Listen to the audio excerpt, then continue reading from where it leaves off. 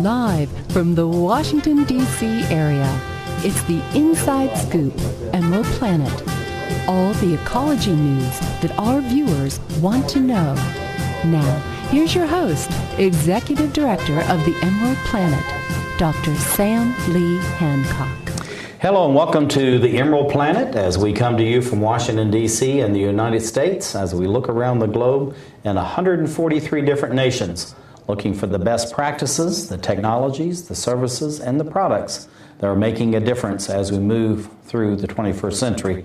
I'm Dr. Sam Hancock, the President and Executive Director of EmeraldPlanet and EmeraldPlanet TV. And besides looking at the technologies, the products and services, we're looking at the infrastructure that is needed in order to feed, clothe, and house 9 billion souls as we reach 2050. And so food is really a critical issue, as along with water, sanitation, and other critical needs. And we have a guest with us that is addressing this issue, but actually looking at it in a different way of going back into urban areas and taking land that has been fallow for a long time, in some cases several hundred years, and bring it back into productivity for herbs, vegetables, and also even fruit. Pertula George Redd is the Executive Director of the Common Good City Farm. And Pertula, welcome to the EmeraldPlanet. Thank you very much for having me. I'm really excited to be here. I tell you, Common Good City Farm, that is a fantastic name. Thank you. Tell us the origin of that. When we moved from 7th Street Garden 5 years ago, we moved to a larger space, and so we sought the advice of many people in the neighborhood and did a poll, had people put in their suggestions for the name. Common Good City Farm is one of the names that came up. So this actually was a group orientation, and you had many people involved in selecting the name as you were making your move. Right. So Common Good City Farm started as a grassroots movement at 7th Street Garden. Started from two young women who saw a need in the neighborhood, saw that there was limited food access, and that there were few opportunities for young people to engage in agriculture. And so they sought the help of volunteers. And from day one, this was a grassroots movement, volunteer run.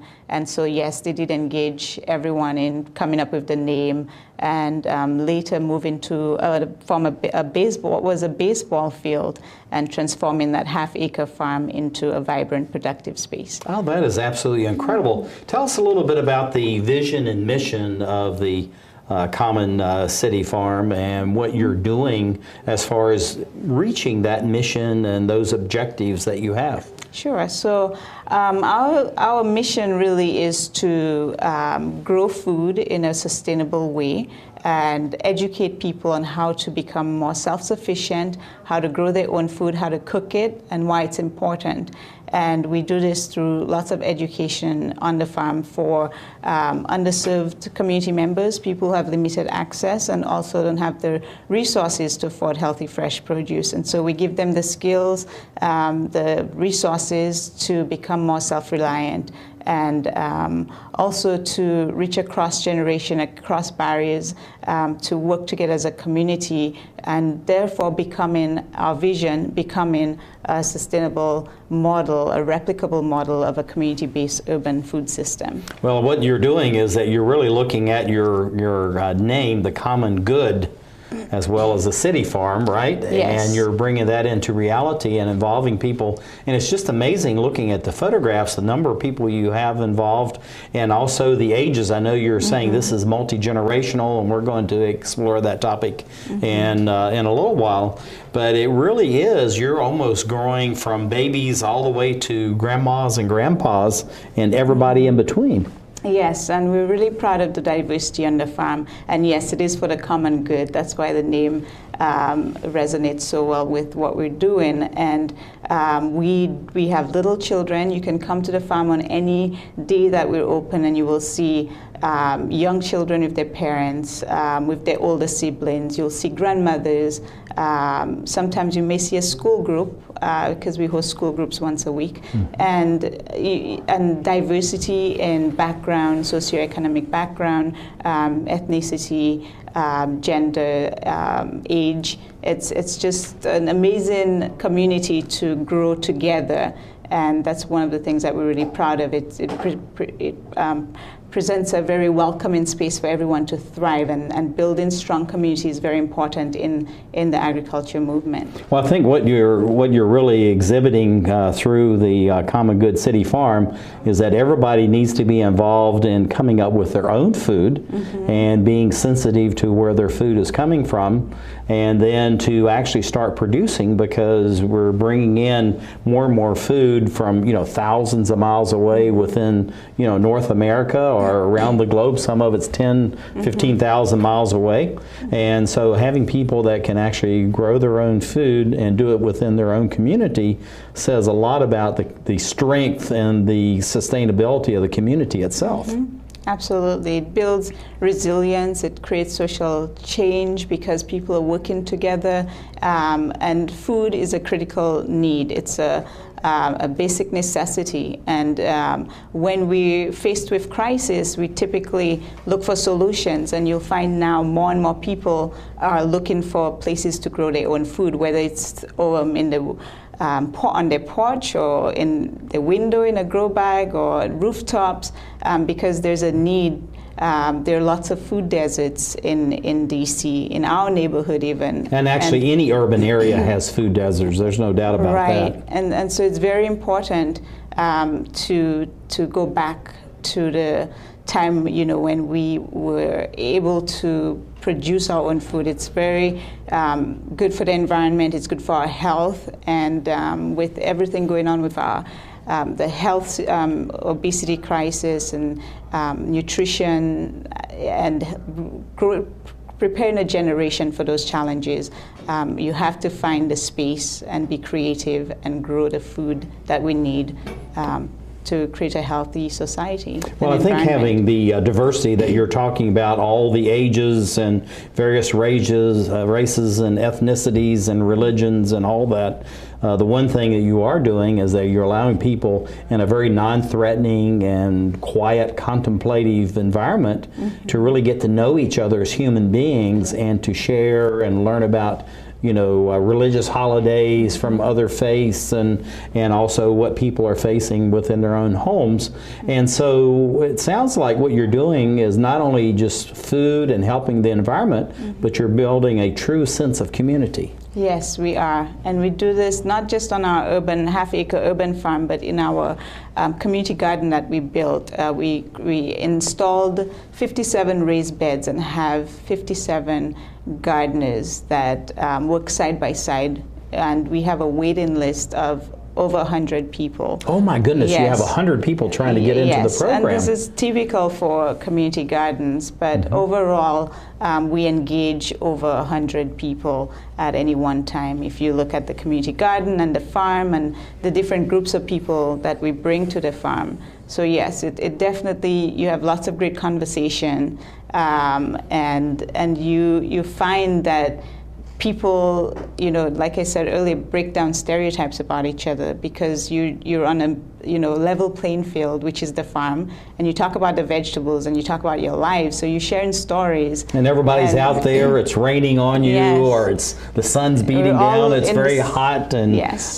So everybody is dealing with the flies and the mosquitoes and everything terrible. else that you have. So it really does bring a level playing field and brings commonality yes. to the experience.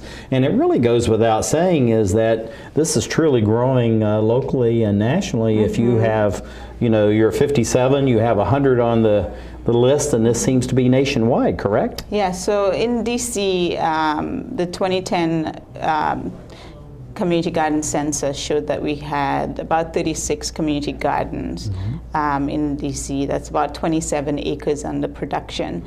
And since then, we've installed 57 raised beds. We also installed 6 raised beds across the street at a housing complex next to the farm for low-income residents. And we have seen other gardens pop up in DC, like Wangari Gardens and Walker Jones Farm.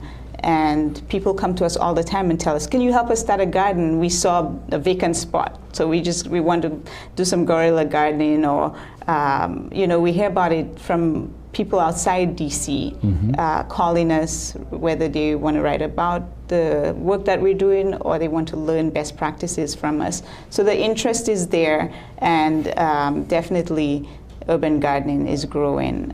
Looking at what you're doing as far as the common good city farm, what kind of services do you provide, and like inputs for, I don't necessarily want to use the term fertilizers because that's not organic, but some kinds of growth materials that you have, mulch and seeds and those types of things? Well, we practice sustainable agriculture. We're trying to build a local sustainable food system, and that means taking care of the land as well as, growing vegetables that are good for our bodies and the environment. And so we make our own compost on the farm. We collect food scraps from the neighbors.